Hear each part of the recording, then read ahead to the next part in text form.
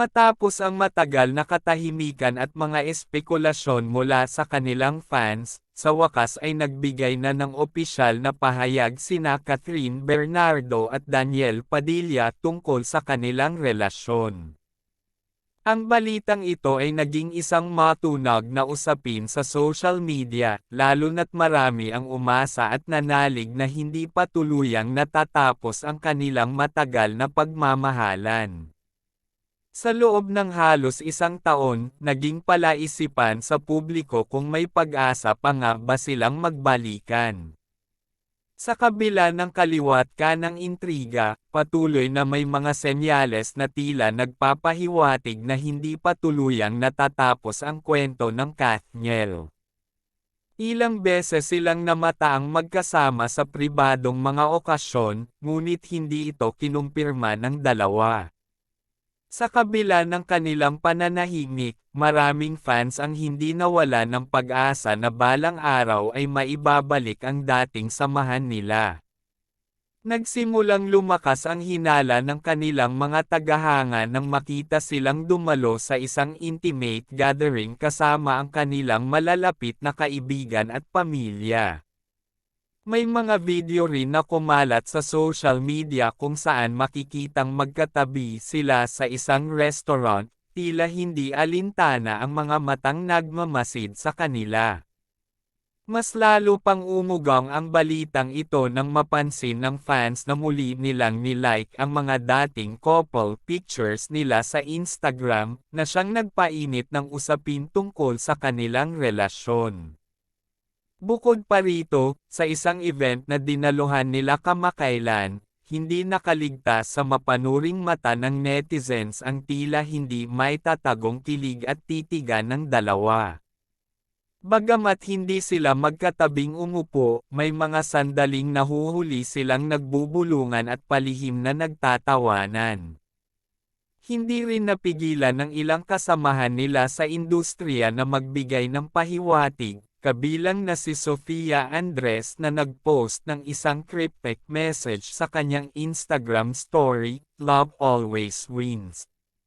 Samantala, si Alora Sasam naman ay nagbitiw ng makahulugang comment sa isang fan post, "Hindi ko na itatago, masaya ako para sa kanila."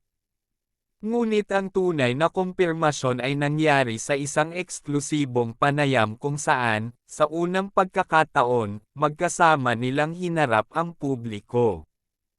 Nang tanungin si Catherine kung ano na nga ba ang totoong estado ng kanilang relasyon, isang matamis na ngiti ang kanyang isinagot bago niya sabihing, "Tama na ang hula-hula. Oo, nagkabalikan na kami." Kasabay nito, marahang hinawakan ni Daniel ang kamay ni Catherine at may kasamang biro pang sinabi, "Wala na pong duda, solid Kathniel pa rin." Sa sandaling iyon, hindi na napigilan ng mga fans ang kanilang kasiyahan. Mabilis na kumalat sa social media ang mga clips ng kanilang panayam, at sa loob ng ilang minuto, nag-trending ang hashtag na #KathnielIsBack sa Twitter at iba pang social media platforms. Maraming artista at kaibigan nila sa industriya ang nagpaabot ng suporta at kilig sa dalawa. Si Carla Estrada, ina ni Daniel, ay nagbahagi ng throwback photo ng dalawa na may caption na, "Kapag kayo talaga, kayo talaga.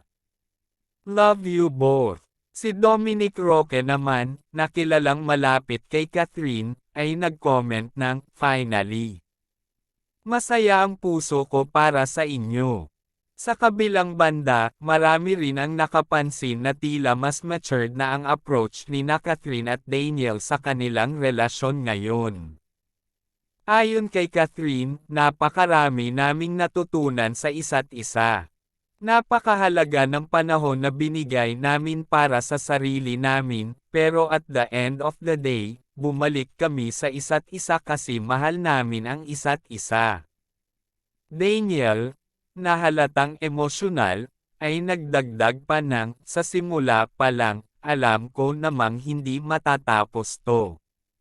May mga pagsubok kaming pinagdaanan, pero sa dulo, siya pa rin ang pinili ko.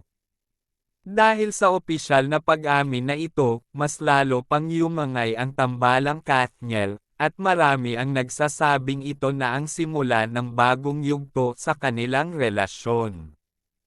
Maraming fans ang nag-aabang kung kailan sila muling magbabalik sa paggawa ng proyekto bilang love team, at may mga haka-hakang isang malaking proyekto ang inihahanda para sa kanila ngayong taon.